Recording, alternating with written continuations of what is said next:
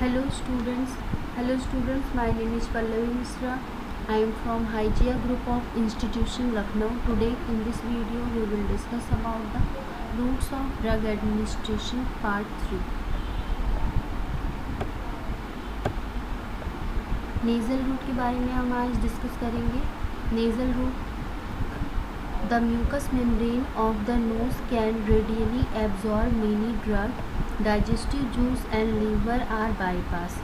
जो nasal root होता है तो जो उसमें नोज़ में जो हमारी म्यूकस मेम्ब्रेन होती है उसके थ्रू मेनी ड्रग्स क्या की जाती हैं, एब्जॉर्ब कर ली जाती हैं, रेडियली एब्जॉर्ब कर ली जाती हैं.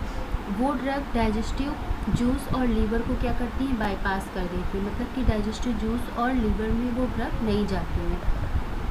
However, only certain drugs like GnRH agonist and desmopressin applied as a spray or nebulizer solution has been used by this route.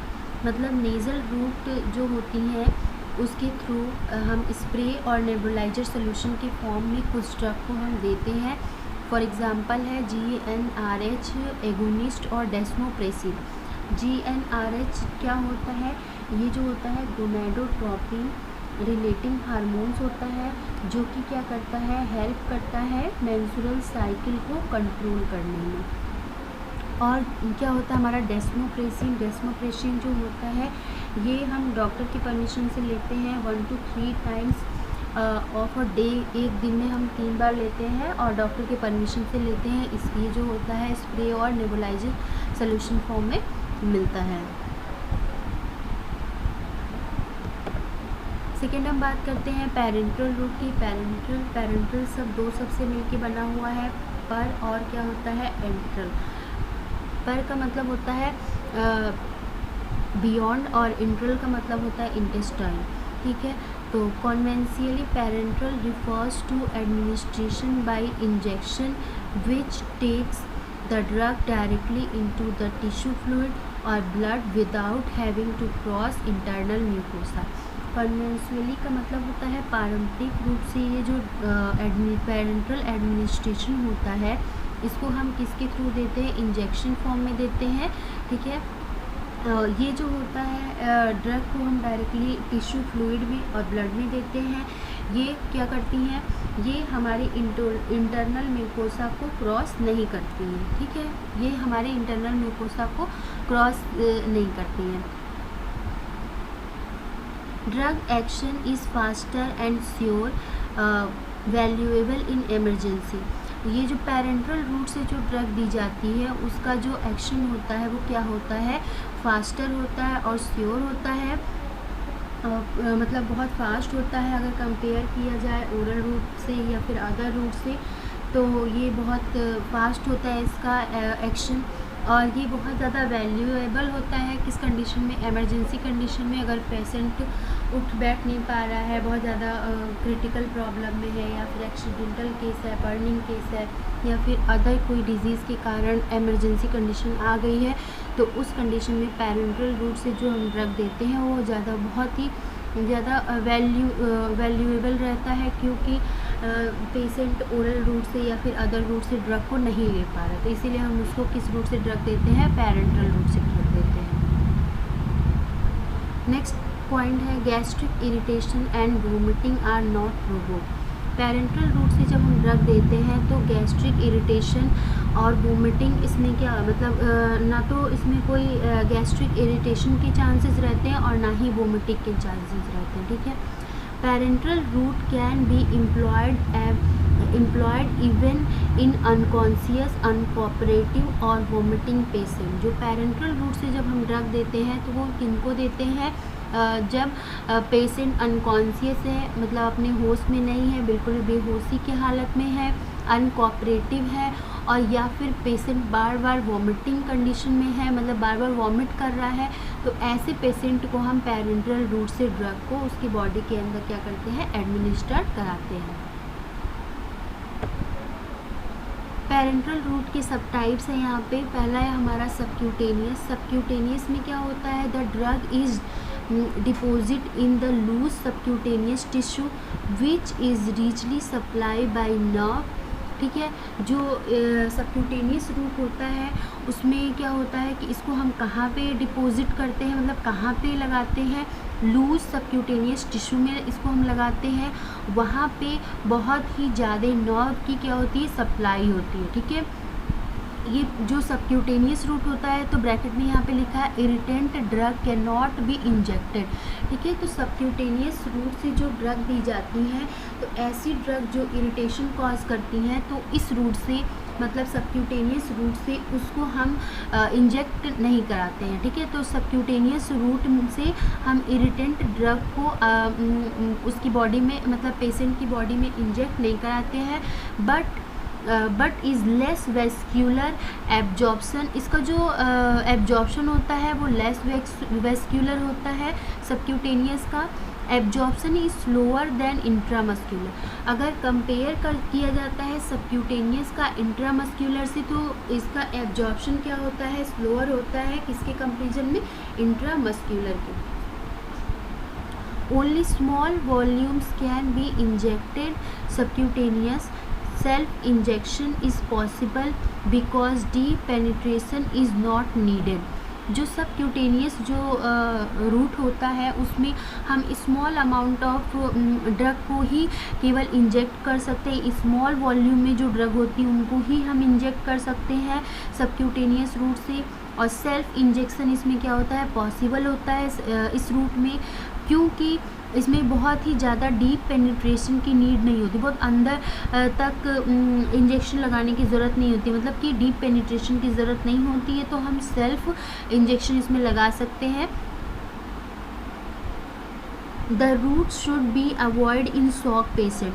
Subcutaneous route जो होता है वो तब कब हम अवॉइड करेंगे, जब कोई पेशेंट शॉक कंडीशन में चला गया है, तो उस समय हम सबक्यूटेनियस रूट से उसको इंजेक्शन नहीं देंगे। इंट्रामस्कुलर को हम शॉर्ट फॉर्म में IM भी बोलते हैं। तो इंट्रामस्कुलर हम कहाँ पे देते हैं, मस्कुलर से ही सबको समझ में आ जा रहा है कि स्केलेटल मसल में देते हैं इसको। तो लिखा हुआ है the drug is injected in one of the large skeletal muscle, deltoid, triceps, gluteus maximus, rectus, femoris etcetera. मतलब कि ये जो हमारी ये क्या है, डेल्टोइड, ट्राइसेप्स, ये सब हमारी क्या है, मसल्स है। तो इनको जो इंट्रामस्कुलर इंजेक्शन होता है हम इनको लार्ज स्केलेटल मसल में देते हैं, ठीक है।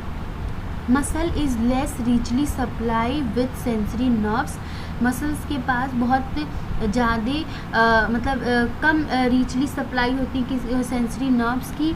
इसमें हम इंट्रामस्कुलर में हम mild irritant can be injected, बहुत ही हल्की इरिटेशन कॉज करने वाली ड्रग को हम इसके इंट्रामस्कुलर के थ्रू दे सकते हैं। एंड मोर वेस्क्यूलर, ये जो होती है बहुत ही ज़्यादा वेस्क्यूलर होती हैं। Absorption of drug in aqueous solution is faster, ठीक है। अगर एक्वस सोल्यूशन में ड्रग है हमारा, तो जो उसका एब्जॉर्प्शन होता है वो क्या होता है, फास्टर होता है। It is less painful, but self injection is often impracticable because deep penetration is needed। इसमें क्या होता है कि हम ये जो इंजेक्शन हम इंट्रामस्कुलर वाला होता है, तो इसमें क्या होता है कि बहुत कम पेनफुल होता है, लेकिन इसमें हम सेल्फ इंजेक्शन नहीं लगा सकते हैं क्योंकि इसमें डीप पेनिट्रेशन की ज़रूरत होती है, तो इसलिए हम इसमें सेल्फ इंजेक्शन नहीं लगा सकते। Intramuscular injection should be avoid in anticoagulant treated patient because it can produce local haematoma, ठीक है। मतलब कि जो इंट्रामस्कुलर इंजेक्शन होता है हम अवॉइड करेंगे एंटीकोगुलेंट ट्रीट पेशेंट में, मतलब ऐसे पेशेंट में जिनका एंटीकोगुलेंट कि उनका ट्रीटमेंट चल रहा है, तो उस पेशेंट को हम इंट्रामस्कुलर से इंजेक्शन नहीं देते हैं, ठीक है।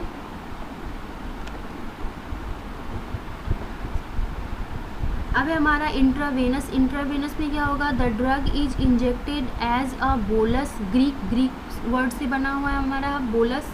तो बोलस का मतलब होता है लम्प, ठीक है। और infuse slowly over hours in one of the specified vein, मतलब कि जो इंट्रावेनस हम इंजेक्शन देते हैं उसमें कोई एक स्पेसिफाइड वेन्स होती हैं, हम उसमें ही केवल उसको देते हैं। The drug reach directly into the blood stream and effect are produce immediately, ठीक है। तो ये जो मतलब इंट्रावेनस जब हम देते हैं, जब हम अप्लाई करते हैं इंजेक्शन, मतलब कि बॉडी में ड्रग को, जब इंट्रावेनस से ड्रग को जब हम बॉडी में इंजेक्ट कराते हैं तो क्या होता है कि जो इसका ये जो ड्रग होती है डायरेक्टली हमारी कहाँ पे चली जाती है, ब्लड स्ट्रीम में चली जाती है, और जो इनका इफ़ेक्ट होता है वो बहुत ही जल्दी, मतलब बहुत ही इमीडिएटली आता है, ठीक है। और ये कब बहुत ज़्यादा वैल्यूएबल हो जाता है, जब पेशेंट बहुत ही ज़्यादा ग्रेट, मतलब कि इमरजेंसी कंडीशन में होता है तब।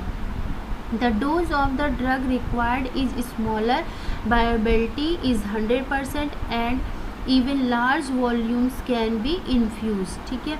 तो जो इंट्रामस्कुलर जो इंजेक्शन होता है इसमें क्या होता है, जो डोज होती है वो रिक्वायर्ड होती है, कम अमाउंट ऑफ, मतलब जो डोज स्मॉलर डोज इसमें रिक्वायर्ड होती है, और जो इसकी बायोबिलिटी होती है वो क्या होती है, 100% होती है। और जो मतलब कि बायोबिलिटी का क्या मतलब कि ये, क्योंकि क्यों इसकी बायोबिलिटी 100% होती है, क्योंकि ये जो ड्रग है वो डायरेक्टली हमारी कहाँ पे चली जाती है, ब्लड स्ट्रीम में चली जाती है। तो ब्लड स्ट्रीम में जाने के बाद ये क्विकली एक्शन प्रोड्यूस कर दे रही है, तो इसीलिए इसकी बायोबिलिटी क्या होती है, 100% होती है। और जो इंट्रावेनस के थ्रू जब हम इंजेक्शन देते हैं तो इसमें ऐसी ड्रग जो इरिटेशन कॉज करती हैं तो हम उनको भी इंट्रावेनस के ही थ्रू देते हैं। नेक्स्ट है हमारा, ये क्या है, पेरेंट्रल रूट का डायग्राम है। पेरेंट्रल रूट में हम सबसे पहले ये देखेंगे कि इंट्रामस्कुलर जो इंजेक्शन होता है उसको 90 डिग्री पे देते हैं।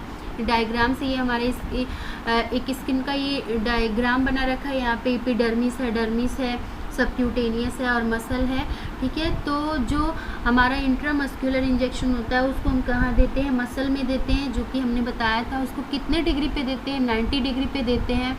सबक्यूटेनियस जो होता है ये हमारा बीच का है, सबक्यूटेनियस टिश्यू में देते हैं इसको। सबक्यूटेनियस उसका जो एंगल होता है 45 डिग्री एंगल होता है। इंट्रावेनस जो होता है वो वेन्स में देते हैं।